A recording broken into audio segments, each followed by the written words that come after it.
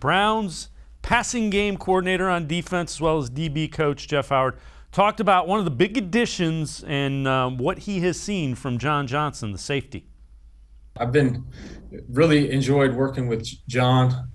Even back at minicamp in the off season, he's a pleasure to work with. I think he sees the game really well. As somebody that's played in the league and done it at a high level, I think there's some things that come along with that as far as football IQ, understanding what offenses are trying to do, situational intelligence, and he has all that. But the other thing that I think he relates well with others, I think he's, with his teammates, I think he's a guy that shares information, is very team focused.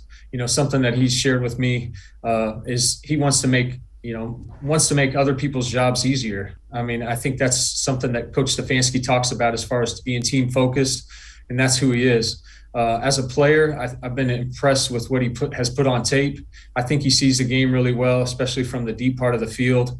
And then just being able to stay ahead of the quarterbacks, and he makes clean breaks and gets into positions to make plays on balls. And I think you guys have probably seen the same thing.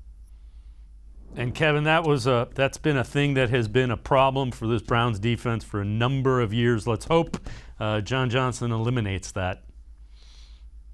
Yeah, and he was a guy that was brought in to be a leader for this organization, for this defense. A guy that in his mid-20s was already used by Sean McVay as a play caller for the Los Angeles Rams. And we know what kind of defense they had, and to pluck two of their defensive backs in John Johnson III and Troy Hill from that team. But the big piece of that in free agency was John Johnson. Yes, he can make plays, and he's been making plays in training camp.